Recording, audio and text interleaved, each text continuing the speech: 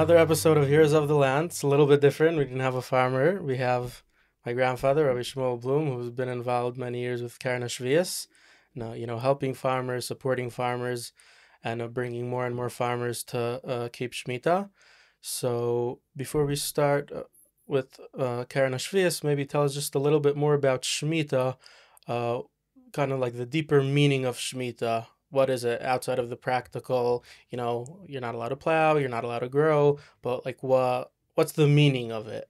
Well, Shmita, HaKadosh Baruch Hu says, is Shabbos. The same meaning as Shabbos. Shabbos, every seventh day, HaKadosh Baruch Hu says we have to say Eidus, we have to give testimony to the fact that HaKadosh Baruch Hu created the world in 6 days and he rested on the seventh. Eretz Yisroel is a special land, and Eretz Yisroel is a special land, and Eretz Yisroel is a land that also needs a Shabbos, that every seventh year it has to rest. The Ramban says it doesn't mean because naturally in the United States also you have to change the land. The vegetation, the things that you grow, take different minerals out of the ground in order to be able to grow. So what they do is they rotate crops. One year they have wheat, and another year they have barley, and other times they'll put vegetables. They use different things in the land in order not to take all the minerals, or they'll rotate. Sometimes they'll plant on one area, other times another area. But if that was the reason, says the Ramban, then HaKadosh Baruch Hu would have said every seventh year, 1/7 of Eretz Yisrael should rest and take it easy. HaKadosh Baruch Hu didn't say that. HaKadosh Baruch Hu said that the purpose of Shmita is to give Eidus that Eretz Yisrael is HaKadosh Baruch Hu's land. It's a different type of land. And one farmer told me just recently, he says, in the whole world, they rotate crops and so on. We plant the same thing every year. Somebody makes some changes. Some farmers do make some changes. But he says, and in the 6th year, he has the best produce. He says the 6th year when the land should be weakest because it's been giving out the produce all those 6 years. He says it turns out to be the best crops. So this is a special land. Yisroel is a land that's not natural. The 2,000 years of Golus, nothing would grow in Eretz Yisroel. Mark Twain was here in the late 1880s and late 1800s, and he said, it's such a desolate land. Is this the land of Solomon? So it's beautifully right. He says, it's desolate because there were no Jews here, because the Jews didn't live in Eretz Yisroel. Eretz Yisroel responds to Klal Yisrael. And it's HaKadosh Baruch Hu's land. So HaKadosh Baruch Hu says, if you want the land, in fact, that's one of the conditions for staying in Eretz Yisroel. One of the Golus comes from major Averas like Arayas, but it also comes from Shmita, because HaKadosh Baruch Hu says, it's my land. As long as you say it's my land, and you show that it's my land, then you can stay there. But if you think it's your land, and you can do whatever you want, and you're not going to rest there in the 7th year, not going to have the Shabbos of the land, then I say, then you can't, then you have Golus. So this Shmita, this mitzvah Shmita, is a mitzvah of Amunah and Bitochen. HaKadosh Baruch Hu says, the parnasa that you have, that which you grow, the food that you eat, it's coming from me. HaKadosh Baruch Hu is giving. When we rest in the 7th year and we leave the land fallow, we're saying, HaKadosh Baruch Hu, we believe that the land is your land, and we believe that the parnasa comes from you. In fact, people ask me, it's such a beautiful mitzvah, why did HaKadosh Baruch Hu only give it to farmers? Such a small percentage of people. At the time that Klal Yisroel was living in the Bayis Rishon, Bayis Sheni, most people was an agricultural society. Most people lived on the lands. But now we don't. So why does not HaKadosh Baruch Hu give such a mitzvah to everybody? And I answered, after thinking about it, I answered HaKadosh Baruch Hu did. It's called Shmitas Ksofim. If you loan somebody money, when it comes the 7th year, you're not allowed to collect it. You're not allowed to go after him and collect it.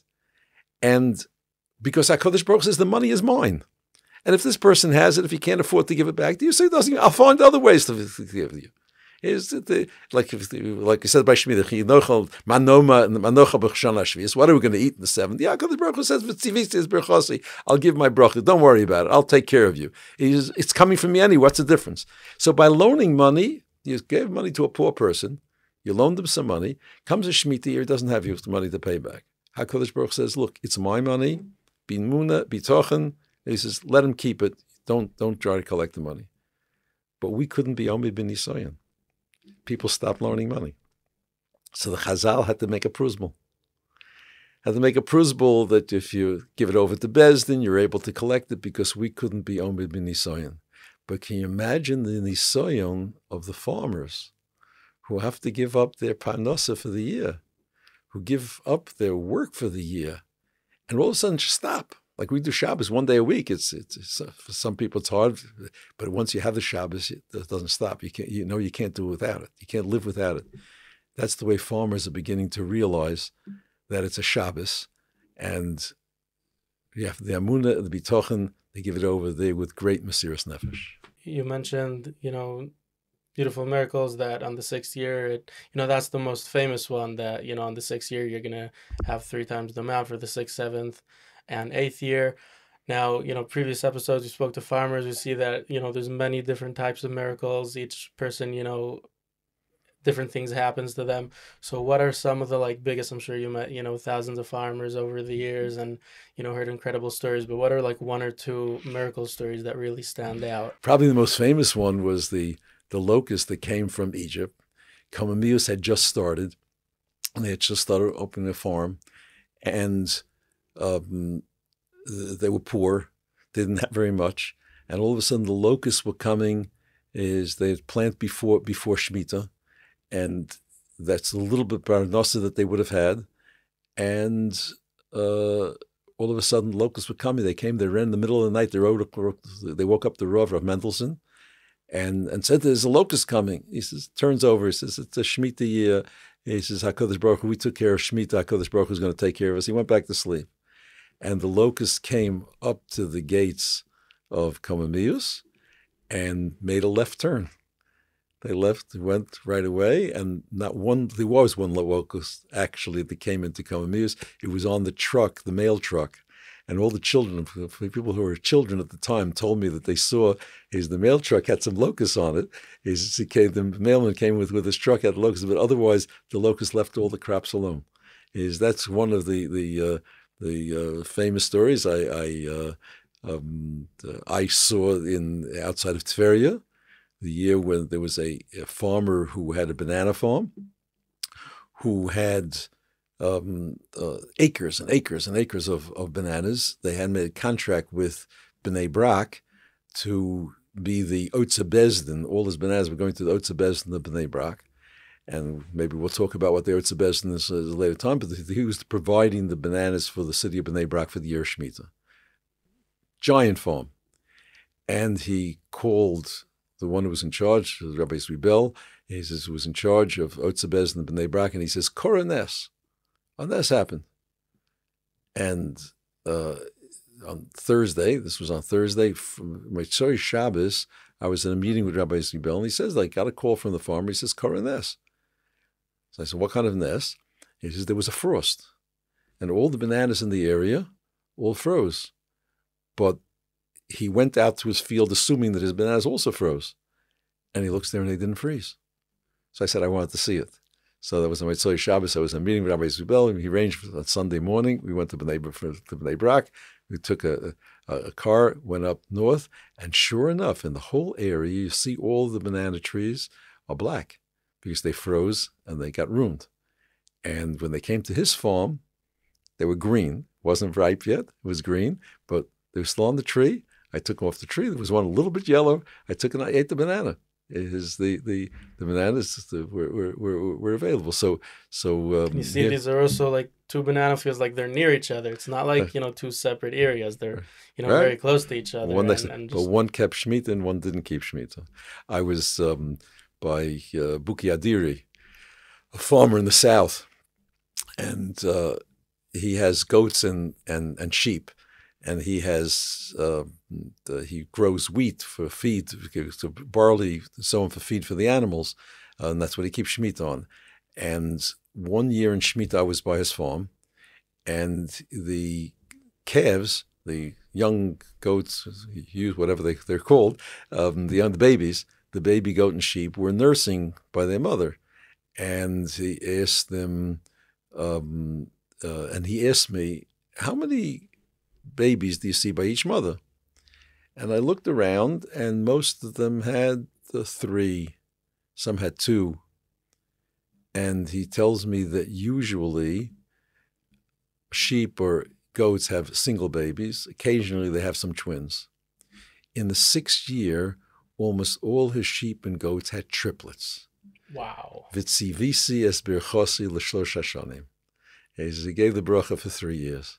And this is just on one Shmita, or it happened? This is what's happened on one Shmita, right? Wow. Other Shmitas, he said he had other miracles. But all the farmers feel a bracha. Now, sometimes the bracha is financial. They see great crops in the 6th year, triplets on a frost goes and doesn't harm their crops. But very often the bracha is not financial. Sometimes they see the bracha in the family. Sometimes they see the bracha in the gezund. For a lot of the farmers, they don't see. In fact, there was a group that came to Reb Chaim Kanevsky, Zeichat Tzadik L'Vrocha today. He came to Reb Chaim Kanevsky and asked him, he says, why do you have to have Keren HaShviyas? Why do you have to raise money for the farmers?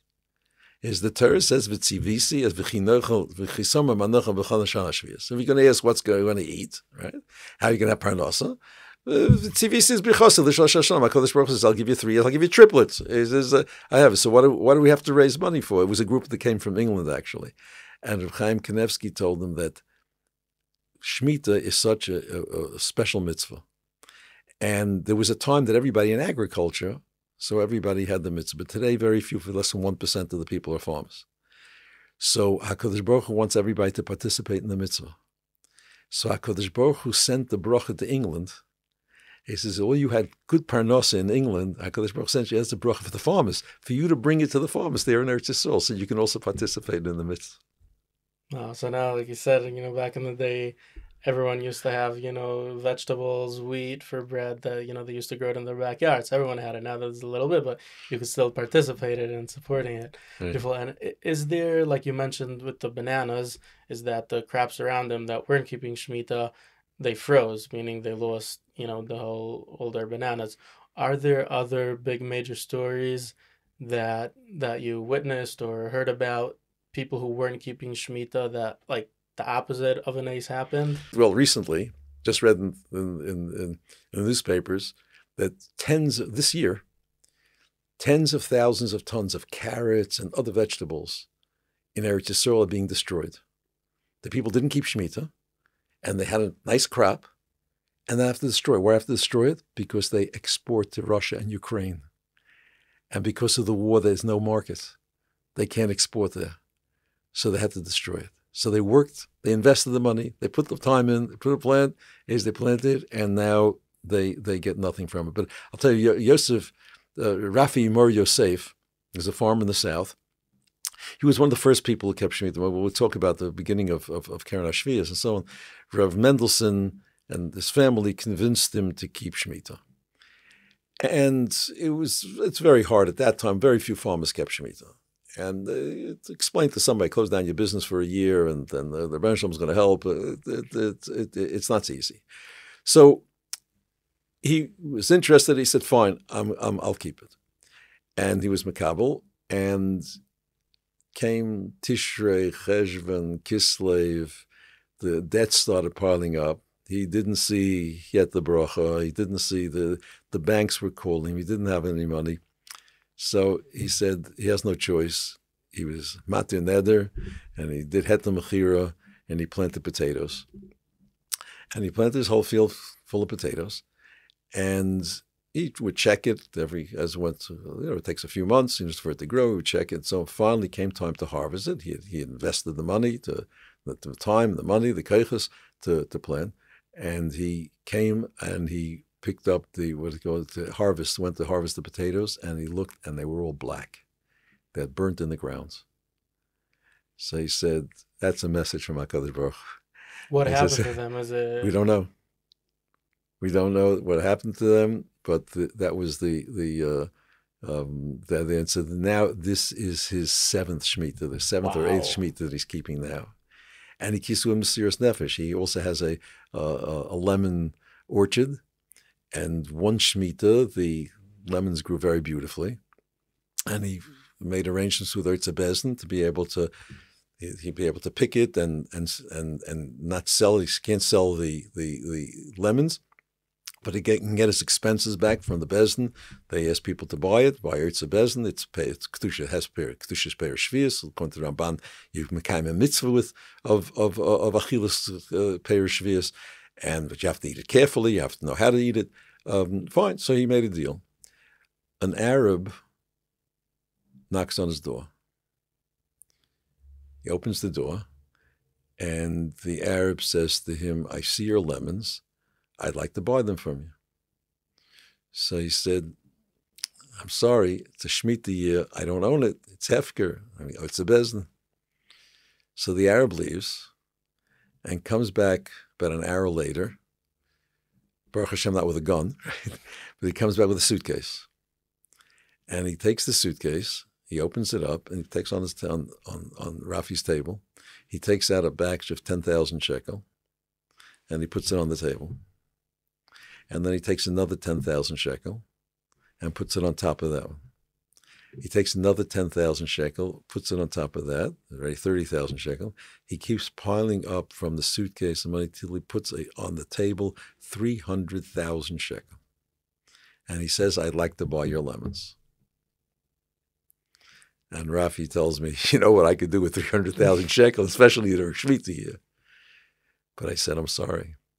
It's not mine. It's HaKadosh Baruch Hu's. This is his year. This is his land. And I don't own it. It's Hefker. I can't take any money for it. So that's the type of Mesiras Nefesh that you have from some of the farmers to be able with this. But it all started because of the potatoes. So what taka is Eitzer Bezdin and Heter Mechiro? So there's the the other different types of ideas and stuff that go around Shmita. So in practical terms, Heter Mechiro, the farmers tell me, he says just somebody comes, they ask them to sign the contract, and then they do everything the same as they did before. The Heter Mechiro was originally set up by some Gedolei Yisroel, because it was Sakanas Nefashos. It was simply Sakanas. If they wouldn't have food during the 7th year, they didn't see, obviously, the Nisim, and they had to save their lives and be able to, as Rav Kook said in one of his letters, he said, Yichal l'shem Shabbos achas k'tei sheyishmer Shabbos harbe, that you sometimes you have to, if somebody is sick on Shabbos, you machal Shabbos to save his life, because you're going to be machal one Shabbos and he's going to keep many Shabbos, he's going to live on. But as one farmer said to me, but how many Shabbos do we have to be machal, and when do we start keeping the Shabbos? He says, now the situation is the economy is different. The situation is different. Klal said the Israelis aren't going to starve. There are going to be lots of other places where you can get there. And now it's time to be able to keep. So that's the Heter Mechira. More and more farmers are coming around to doing Shmita Kihilchasa, they say. They call it Shmita Kihilchasa. Some call Shmita Chumra, Ezra Kihilchasa. But they do it, and because they see that it can be done. More Heter Mechira is basically they used to partner with a non-Jew, so it's as if the government the government still does that. What they signed a contract with an Arab or with a Russian who's not Jewish, and now it's your land, but it has no practical difference. Even with Heter Mechira, you're not allowed to work the land. You're not allowed to do it. There they treated the farmers do everything that they did before. They ignore it, just made a signature, and then they go back into regular business. Nothing happens. So it's questionable. Even the original heter that were under certain circumstances and so on, whether that's being followed. So and also really, now you don't really need to rely on it. You could import from other places. And right. So now the farmers look at it as a joke, as a fake. They want me to sign something, I'll sign something. But it's really, for the most part, it's not really a serious Mechiras chametz, we're going to sell the chametz. Chametz, we're going to sell it to a goy. Even if we sell, those people even sell chametz gomer, right? You sell real chametz, you sell it to a goy, you lock it up, you sign it over to him, you make all the proper kinyan on him. You know, if the goy would come in the middle of Pesach and say, "Can I have my chametz? Where's my chametz?" What would you do? You have to give it to You him. give it to him. You give it to him. You give it to him, and after Pesach, he has to pay for it. That's part of the contract. He has to pay for it afterwards if he takes the chametz during Pesach. But it's his chametz. HaKadosh Baruch Hu said, "I don't want a Jew to own chametz on Pesach," and a Jew is not owning chametz on Pesach. On here, HaKadosh Baruch Hu says, "I want the land to rest," and even if you sell it to a goy, Klamish, he says the land is not resting.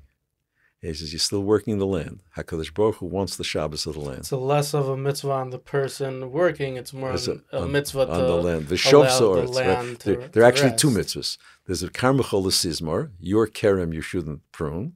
It has to be karmachol, your field. That's the farmer. That's the mitzvah of farmer. But the mitzvah of shov so'oretz, to the land should rest, that's on Klal Yisrael. Everybody has to... The mitzvah say of a shov so'oretz, that's everybody has a shul. If I can see to it that land should rest, even if it's not my land, that's my mitzvah. He says, so I have again, but in terms of het mechira, is the difference is because it's a chi of gaver and a chi of chefza, right? The person doesn't have the chametz, but over here the land is not resting; it's a mitzvah on the land. That's in terms of het mechira. In terms of otza bezdin, there's a tosefta, which says that people. The fruit is hefker, fruit that grows by itself. It's something that you have to plant in order to grow. Wheat, barley, vegetables, and so on. All these things. That's also in the Chazal and in the Yerushalmi. What happened was, if it grows by itself, it's called sfichim. Something that grows by itself, then there's no Shmita. You didn't plant it. Has Kedushas Shvius, but... There's Kedushas Shvius, but you didn't plant it, it's not us. However, what happened was, in the time of the Gemara, that there were people already then who planted, and when they came to market, they wanted to sell it, they said, oh, it grew by itself. Right? So the Chachamim made a gzeira that all Svichim are also.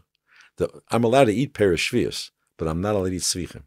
Things which have to be planted in order to grow, wheat, barley, vegetables, so on. These Meaning, things. Like, let's say an apple, you have a tree, and then each year you have more and more apples. Right, the apples come by itself. You don't have to do anything. By itself. But wheat, you need to plant it every single year. Right. So those things that you have to plant have a din of svichim, even if it grows on Shmita, as a din of svichim, and you have to, and you're not allowed to eat it. It's also to eat. Rav Yashiv.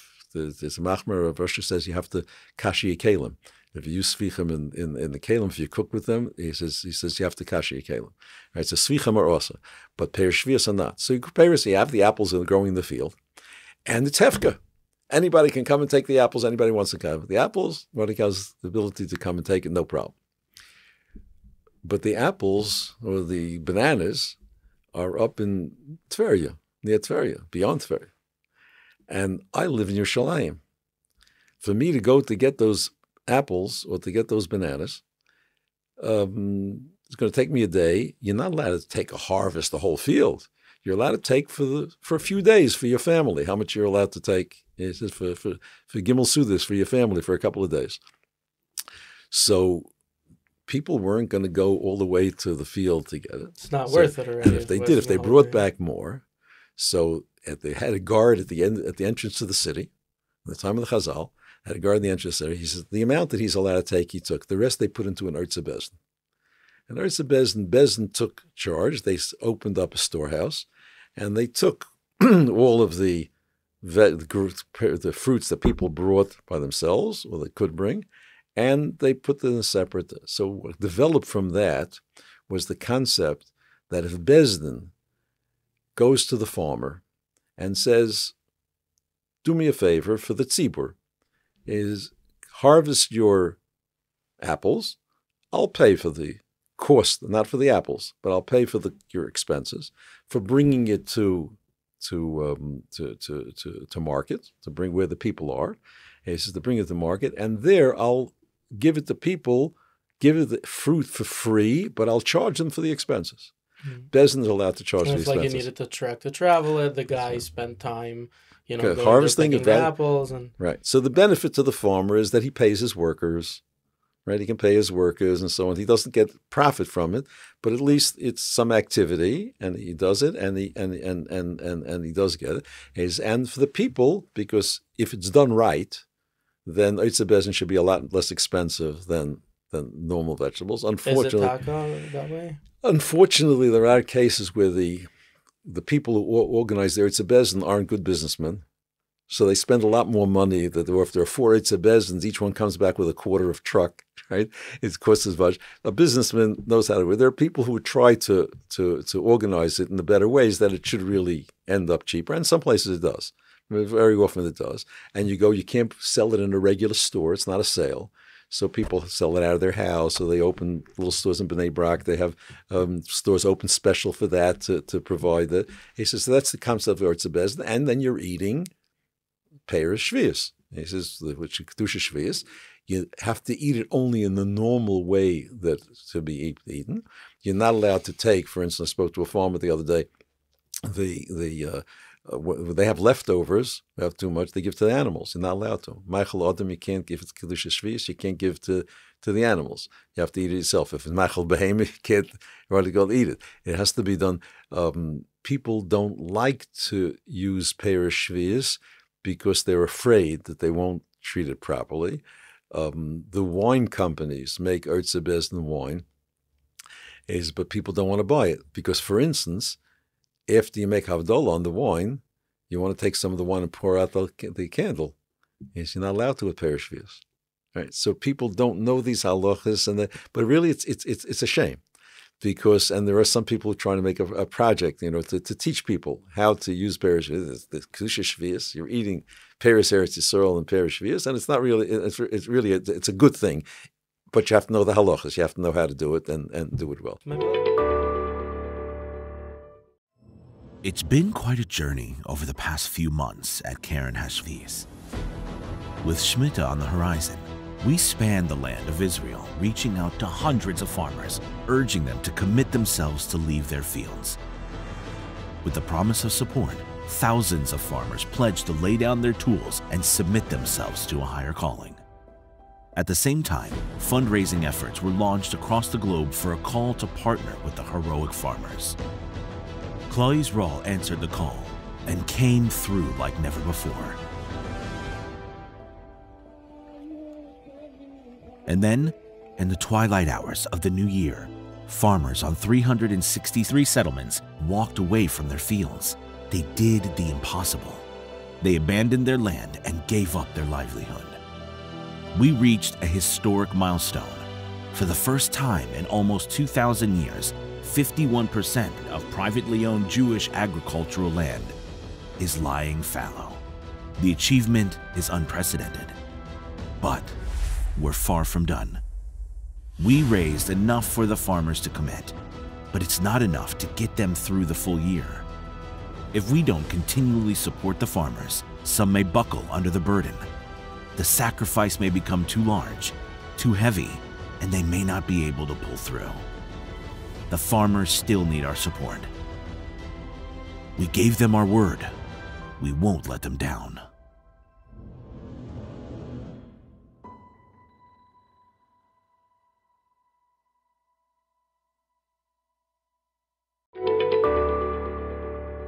Maybe let's go to Keren HaShvius. When did it start, and who started it, and how did it become such the big organization that it is today? Rabbi Yamin Mendelssohn was a Rav in Kiryat Ata, and he was very close to the Chazon Ish. And a group of soldiers after the 1948 war, the War of Independence, wanted to get some land in Slaughter Moshav. And he used to come, the Chazon Ish told him to go south. They got land around Kamamius, the village Kamamius, and they went there, and he used to come to give them shiurim. And they asked him to be their Rav, giving up from a Rav of a city in Kiryat, which is a significant city at the time, to come to. He asked the Chazon Ish. The Chazon Ish encouraged them very much to go. But he says, I'm doing it on one condition. on condition that all the mitzvahs of Tliyas Boretz are kept properly. That time it wasn't also as common, but he says, we're going to do everything, including Shmita. He went down there.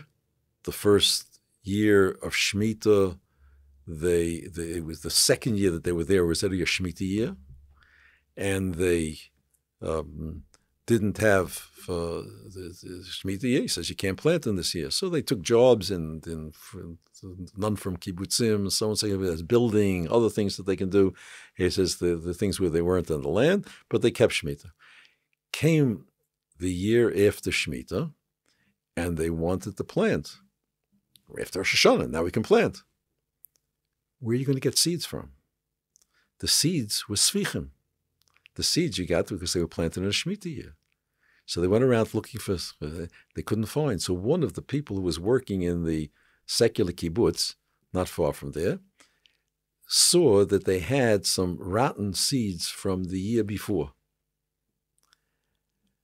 And they went to them and they said, look, it's not going to grow, but if you want to, we'll sell it to you for cheap. So they went to the Rav, and the Rav says, yes, buy the seeds. They bought the seeds for cheap, and they put up a big sign. He says, zero sheish, Shmita Sheva, plant for 6 years. On the track, they put up a big sign, plant for 6 years. He says, HaKadosh Baruch Hu said we should plant. They planted these rotten seeds, and it started coming out, and it started growing, and it was beautiful to the extent that the people from the secular kibbutz came and they saw the produce. They said, we made a mistake. We charged you too little. It's really have to charge more. And they wanted to go and the Rav says they should actually give them some more money. He says, let's keep friendly with them. He says, they actually paid them more money than they had made up because it was HaKadosh Baruch Hu sent the bracha. And they had that. So Kamimius kept Shmita. There were Yechidim, individuals who kept Shmita throughout Eretz Yisrael, most of them not. The Polei Aguda Yisrael, Moshavim and Kibbutzim, like Shalavim and so on, kept Shmita. But otherwise, it was Chilkia, what do you call it?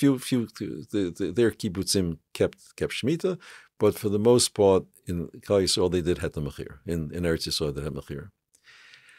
Rabbi Binyamin Mendelssohn said that in his Torah, it doesn't say that Shmita belongs to Agudas Yisrael. It belongs to Klal Yisrael. So the mitzvah of Shmita is not only for us, the few Charedim who are farming. He says it's for everybody. So he sent his people, he went around from farm to farm, trying to explain to them that what Shmita is and to encourage them to keep Shmita. Very hard sell. Very, very hard sell.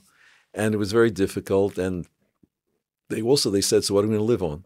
We have no, to live on Emunah. Right? So he said, maybe I'll put together some money. We'll have a Karen.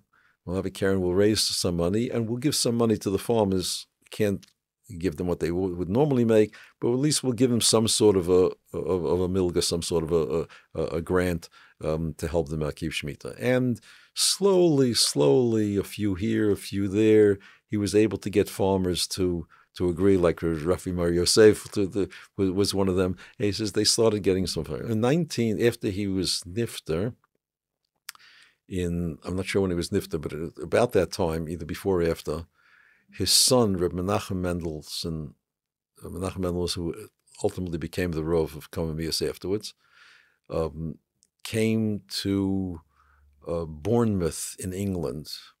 It was 1979, and 1980 was the last Knesset Gedola of Agudas Yisrael in Yerushalayim.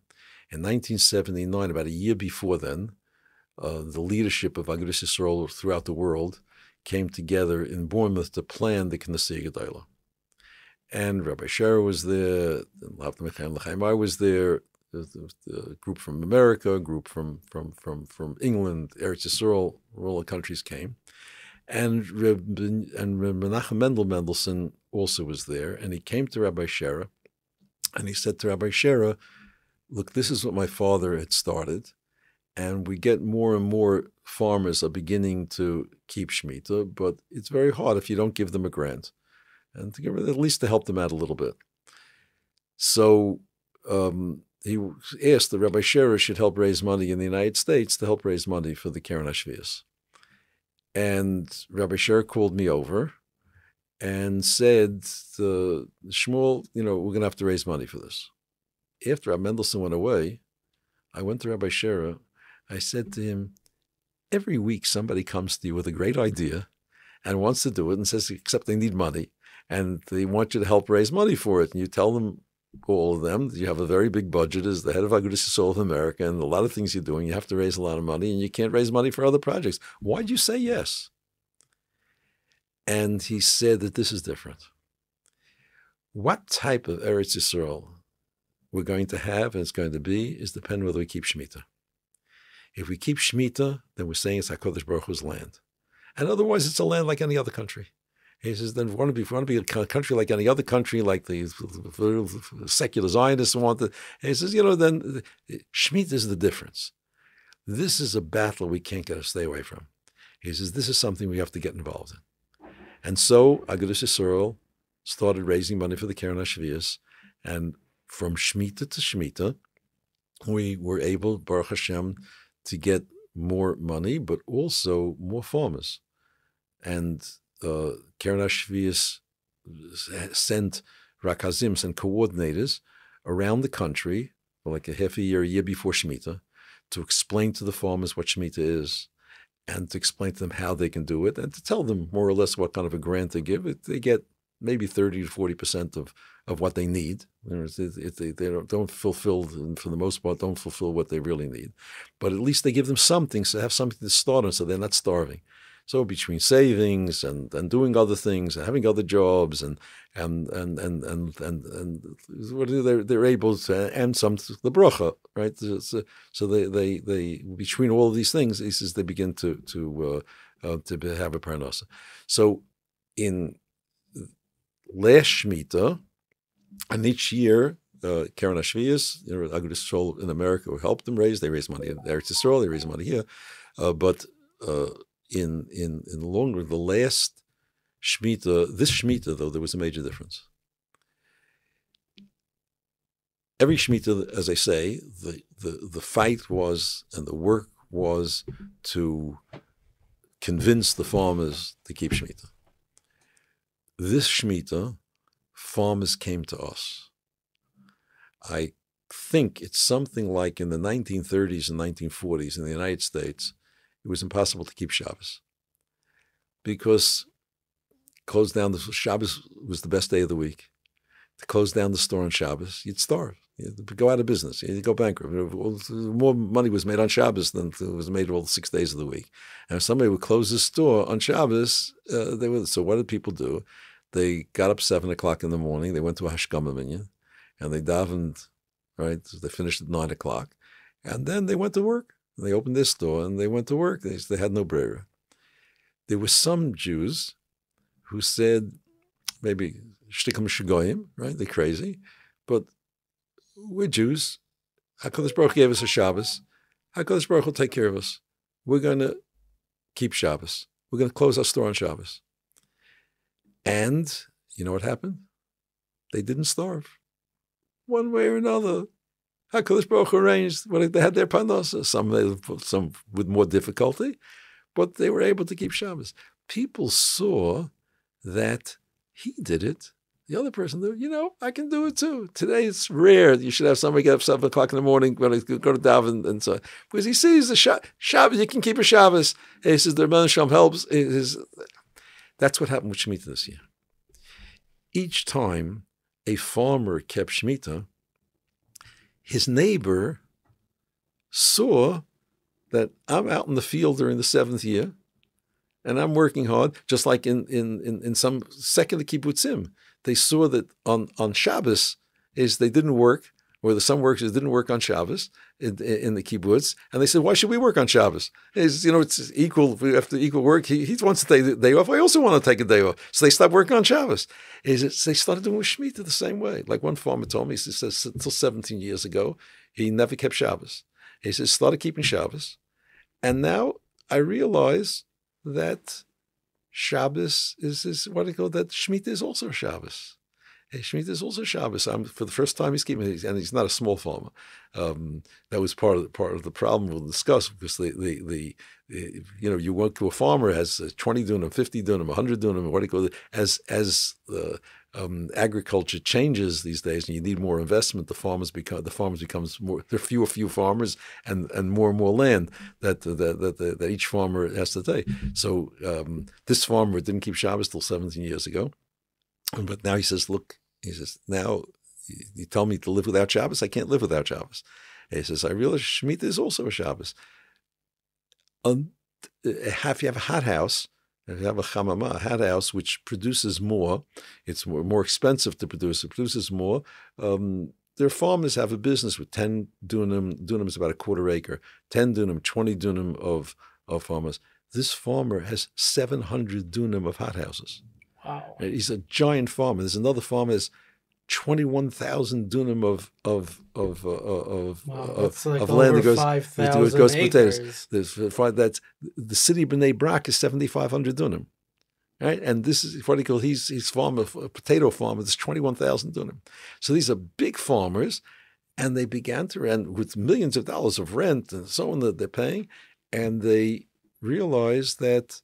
Here, the Shmita, they came to us and said, they came to the Keren HaShvius, and they said they wanted to keep Shmita. Now, the problem that Keren HaShvius had is that the grant that the farmers get is based on the amount of land they have and what they grow on the land.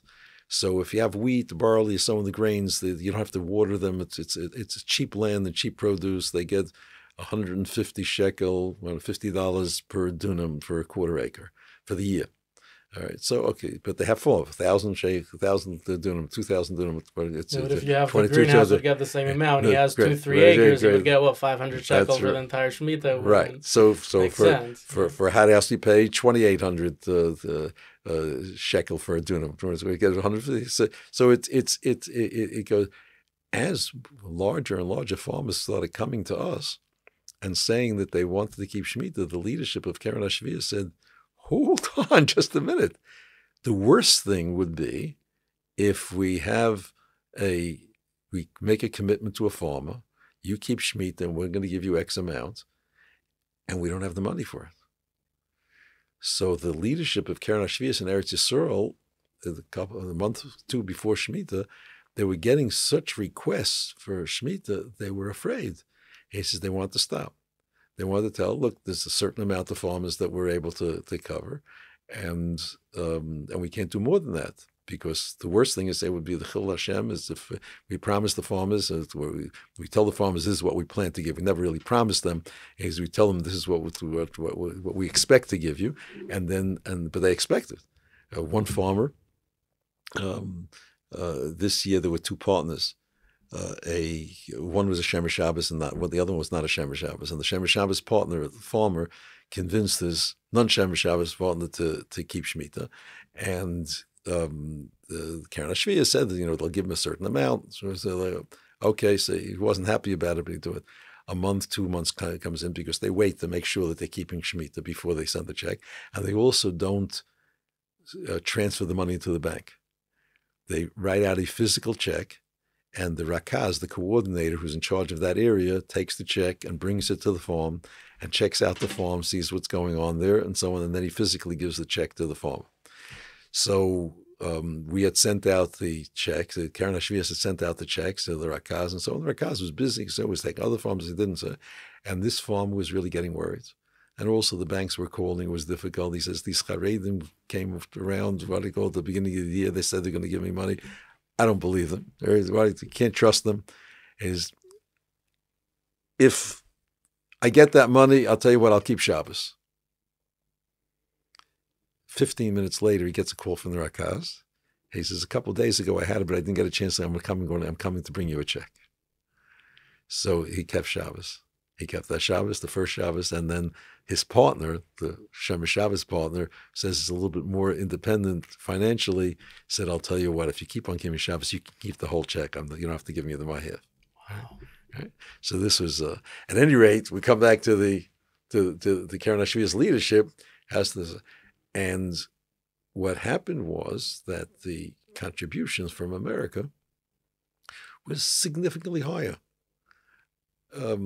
I went to one person, and it was COVID. I was in Eretz Yisroel for 8 months. I hadn't been Eretz. I didn't know what the economy was like, and I went back to to try to speak to people about giving money for Shvius. There was one person that gave $150,000 last year to Keren HaShvius. And so I made an appointment with them, and I spoke to the people in Keren HaShvius. I don't know what this economy is like, and so on. I don't know if we'd be able to give as much. So I'll tell you what, we're going to try, because we have more farmers this time, we'll try to get 50 people to give $100,000 each to start off the campaign. And I'll ask him to give $100,000. Okay, so I went there, called him on Monday. He said, when do I want to come? I was away. I said, okay, Thursday afternoon, 1 o'clock, 2 o'clock, we had an appointment. I come to the office at Thursday and get into a conversation. He had visited his farm last time. And so on. He said, in the middle of a conversation, he says, by the way, how much did I give last time? So I said, okay, last time you gave $150,000. If I wanted to do the same thing this year, to sponsor again the same farm, how much would it cost me this year? So I said $250,000. So he said, okay, right? So then he continued the conversation. He says, I have 5 children. They're all married now. I'd like each one of them to sponsor a farm. I'll tell you, I'll give you $360,000. And he'll sponsor 5 farms. I said, okay. In the course of the conversation, he tells me I'll tell you what happened. We made up on Monday. We're going to meet on Thursday at 2 o'clock. Thursday at 12:30, 1 o'clock, he was coming up the elevator in his office, and he got a call. A number of years ago, he had made a deal. He had invested $250,000 in a deal. And the deal didn't go well. So he figured he lost the money. Somebody came to him and said to him, I'll buy you out of the deal. I'll give you back your $250,000. So my son said, great, let's take it. The deal fell through, and we're going to get back, and we thought we lost the money. Now we have it. So, and I said, if he's willing to spend $250,000, maybe he knows something that I don't know. Because now already that the deal didn't right? go through. Yeah, so why is he? why does he want to buy in? Why does he want to buy in? So I'll tell you what. I'll take $100,000. I'll leave $150,000 in the deal. He left $150,000 in the deal. Our appointment was at 2 o'clock. At 12:30, he got a call that they sold the deal for 7 times the money. Wow. He's making $1 million, over $1 million. So he said, it didn't happen by itself. He says, it's probably because it was schus of some mitzvah. He says, you're coming up for Shmita. He says, I already promised the person to bring me the deal, Maisa, so 20% I have to give him. He says, but I'm going to give another 20%. So he knew that he was going to give $360,000 before I walked in, right? Because he had this. So that's what started happening. People started coming, and the response to the Keren HaShvius, to Reb Zion Kugler, who's the chairman of Keren HaShvius in Eretz Yisroel, he said, I see that when there's more land, there's more money. He says, when more farmers want to participate, they want to keep Shmita, I see to it that HaKadosh Baruch Hu sends the bracha from Eretz Yisrael. He sends it to the Americans, to the British. He says, everybody comes, like Rav Chaim said. He says, and they bring the bracha to Eretz Yisrael. So just to understand, I have the numbers here of the past couple of Shmitas. So the Shmita in the year 2000, there were 45,000 acres that was keeping Shmita. Then in 2007, it grew to 67,000 acres, which about 20,000 acres more. And then the next Shmita in 2014, it grew also by a little bit under to 20,000. It grew to 82,000 acres. So see, over the past three Shmitas, each time it grew by about 20,000 acres more. Now, this past year, it grew from 82,000 to 170,000, more than doubled the amount. And also, COVID, also, I'm sure, kind of influenced because people, I'm sure a lot of them couldn't work for a lot of the time. And also, during the year of Shmita, they usually find other jobs. So now, Baruch Hashem, is, halfway. Through Shmita, it's easier to find jobs now. But then it was still in the middle of COVID. It was much harder to find jobs. So like really it would sound that it would be much harder to get even the original 20,000 that they Right. usually get, but now they got close to 100,000 new acres of keeping Shemitah. And I'm sure, so you could just imagine also the budget, I'm sure, doubled. And also not only that, but the budget that you got from the government, because of the economy, obviously during Corona everything changed. So the government used to also give a nice amount of money to Karen Shvius, and because of Corona, Karen Shvius weren't even sure of that money they're going to get. So also they're come out doubling the amount of money that they're going to need to raise, and also now a huge chunk of the money is not going to come. So it's like it's tripling the amount of money that they're going to need to raise, but it's still somehow like it's happening. So how is it explained? Like, could you explain such a thing? Well, the explanation is this story. It's all siyata d'shmaya. It's all siyata d'shmaya. In the end, by the way, even that was also siyata d'shmaya. Despite this government, despite the government didn't want, in the end, the government, they don't give the money to Karen Hashvias, but they give the money to the farmers. The government gave the same amount to the farmers that they did. Wow. We didn't expect it. We didn't think we'd have it. But the Rebbeinu Shem held, we had the siyata d'shmaya that the government also had to, got forced into it. Al korcha yana amen. So they got forced into it. They ended up giving also to the farmers. And I know from America, the last Shmita, 2 Shmitas ago, we raised $4 million for Karen Hashvias. Last Shmita, we raised $10 million. And this Shmita, because we have so many more farmers and so on, and because the shekel is worth less, and so on, we need $35 million to raise. And when we originally started, I told the chairman in Eretz Yisroel, Shneur Markowitz, I told him, let's set a goal. Last time we did 10 million. Let's set a goal of 20 million. He says, no, but we need 35 million. And so we have to set the goal for 35 million. He says, we'll have to set it. We'll have to work out to do it. Now we're halfway Shmita, Baruch Hashem. We've already raised $24 million. On the way to 35. There's still a big gap to go. But we believe with siyata d'shmaya, HaKadosh Baruch Hu is going to help, and Jews will respond.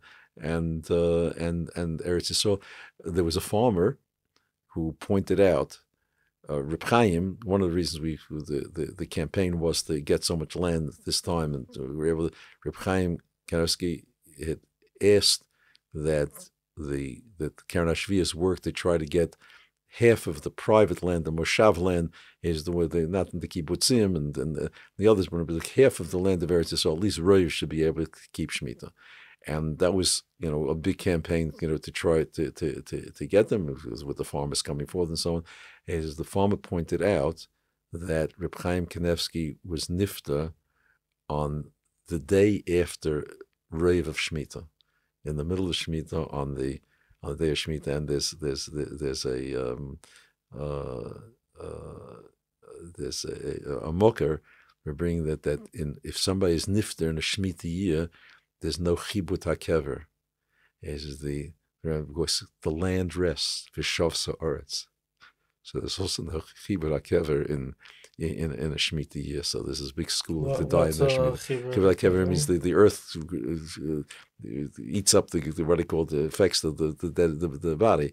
He says, and it bangs the body. What do you call it? It bangs the body, but the land is resting. So there's no chibut hakever. You bury in Eretz Yisrael in the Shmita year. It's a special source. Was it how did you you mentioned that when Reb Moshe Sher, back in 1970s 80s, that when Reb Mendelssohn came to Reb Sher and asked him to start raising, so you took part of it. But Did since then, Taka, you every Shmita you were involved with Karen Shvius? Yes, and last Shmita, we had a meeting. I'd already left Agudas Yisrael. Originally, it was a part of Agudas Yisrael, so I did it as a part of my work for Agudas Yisrael. Agudas Yisrael of America raised money for Karen HaShviyas. Last Shmita, I had already left my position in Agudas Yisrael, and they asked me to organize a committee. I organized the committee, and the committee met with the Aguda people and so on, and decided to make it an independent organization. So now it's not tied to, directly to the Aguda anymore. It's a separate 501c3, a separate corporation that raises money for Karen HaShviyas. And we had a meeting last Shmita in the house of Reb Chaim to discuss the fact that we need the money to help the farmers before the last Shmita. And in the middle of the meeting, there was a group of people around. Reb Chaim pointed to me and said, "It's your mitzvah." Right? So at that time, I asked him, it's my mitzvah. The yeshivas were suffering that time. Also, it was a difficult government situation in Eretz Yisrael. And they said, "How am I going to ask people to give money to farmers as we keep Shmita?" The yeshivas need money, you have to support Torah, and someone that's stuck should go for that. And he said, "Ha b'hotalia." One depends on the other. So I said, "What does that mean?" He says, "B'shviyas nigolim." The geula comes through shviyas. It's the geula for everybody. What I call it for the yeshivas, for Torah, everything. If Klal Yisrael keeps Shmita, everything else will fall into place. Are there any farmers? I'm sure you said that now there's many farmers that come, on their own to Karen Shvius, but do you see any farmers that stop keeping Shmita after they keep it for one or two Shmitas? Yes, there are farmers that keep, not many, and now that Karen HaShviyas has been more successful in giving the grants and so on, less and less, but the Nisayan is very great. This year, the Chazon Ish is mated to do what's called Zriya Mukdemet. If you plant before Shmita,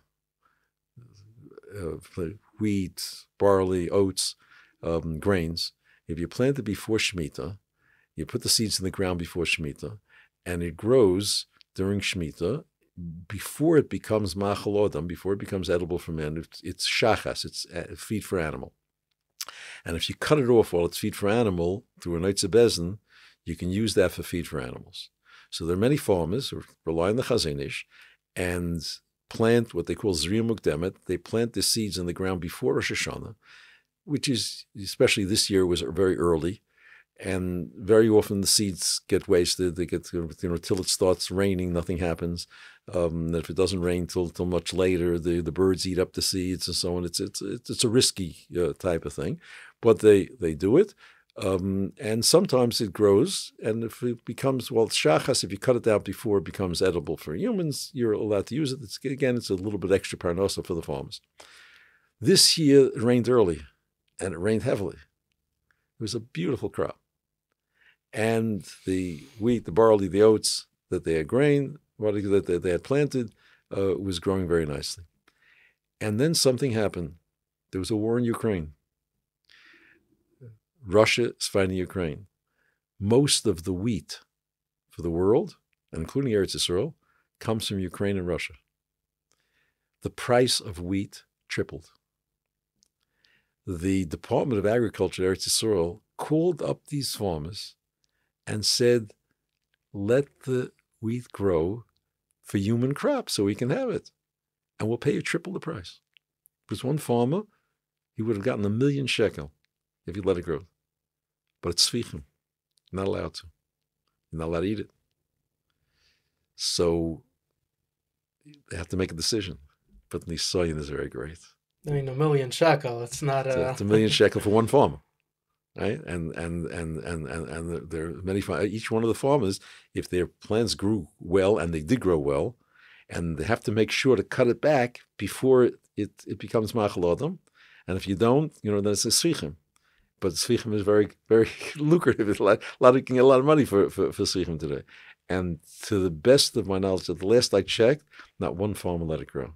they're cutting. Now's the time that they're cutting it down, and they'll cut it down while it's shachas to use for animal feed. Is there any work that Karen Shvius does outside of Shmita, like during the 6 years? Or is just, obviously a little bit before is going around to getting farmers and starting raising money.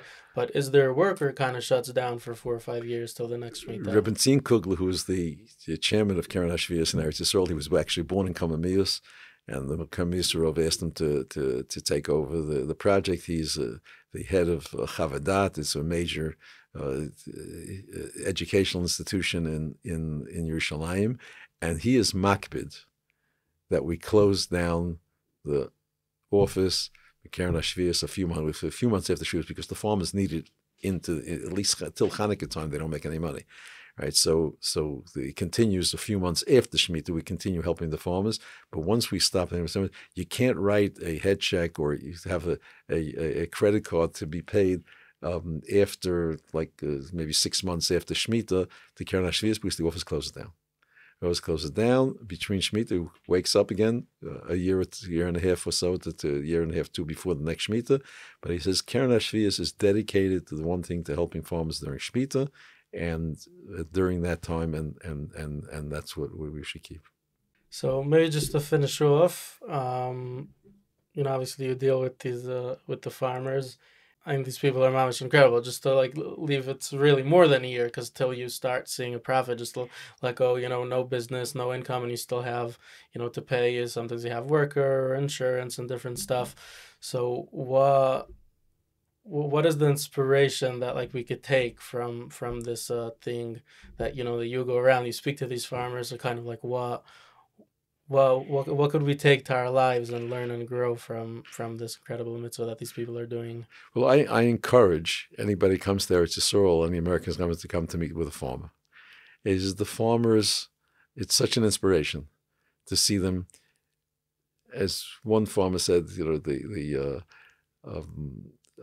one farmer who started keeping Shmita because 2 Jews from Bnei Brak met him before Shmita, and it was a long story. What I go, maybe you met him with the Doron Zweig, right? What I go, he says, for 2,000 years we were Mispal. We wanted to come to Eretz Yisrael, and we wanted to come to Eretz. Why?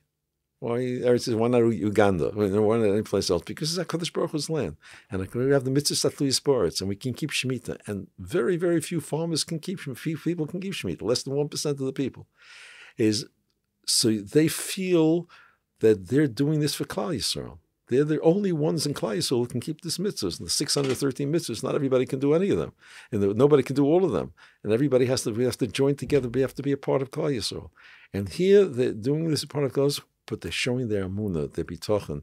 We have to realize that when we have jobs and we're working, we make them with the money, he says the money, the shtadlus that we do is only, he says, just for show. The Maisa is HaKadosh Baruch Hu is the one who provides the parnos. HaKadosh Baruch Hu is the one who gives us everything we have, and we have to appreciate it, and we have to show it to HaKadosh Baruch Hu. The farmers know how to, they've learned how to, there was one farmer who had a fight with an Arab, and an Arab came and poisoned his fields, took poison and put all over his fields, and he had an agronomist come, and they said that nobody would be able to, you won't be able to grow anything for 5 to 6 years. And he went to Rabbi Pinchas Abu Chatzera, and Abu Chatzera said that he should plant. So he planted, and it didn't grow. So he came back to Rabbi Pinchas Abu Chatzera, and he says, "Look, I planted. I looked at it. It's dying. It's not growing. They see the poison is working." He says, "You didn't look well enough." He says, "Go look again." And he looked again. He went there, and it started growing. And it was growing, and so on. He was very successful. So he wanted to make a Suda Seder. And he invited Rabbi Pinchas Chappasera to come to his farm to make a Suda Seder. And Rabbi Pinchas said, if you wanted to make a Suda Seder to HaKadosh Baruch Hu for what he did here, you have to keep Shmita. That's the way HaKadosh Baruch Hu says, this is the way we show. We have to have, we can get on a plane, not in COVID time, and from the United States in 12 hours, you come to Eretz Yisrael and you can be by the Kosel. How do you say thank you to HaKadosh Baruch Hu? HaKadosh Baruch Hu says, the way that you say thank you is by keeping Shmita. He says, so this is the mitzvah of Amunah, Bitochen, the belief, and also Kedushas Eretz Yisrael. Yetz Hashem, we should be Zeicha to the time that everybody keeps Shmita in Eretz Yisrael. Mashiach Tzidkeinu b'mheira of Yameinu. Amen. If you enjoyed today's episode, don't forget to subscribe. If you would like to help us spread the word, give this video a thumbs up and a 5-star review. Also, don't forget to ask your friends to subscribe as well. If you would like to partner with us and sponsor an episode, send an email to info@JFoundations.com. Thank you for watching. Thank you for listening. Have a wonderful day. We will see you in the next video.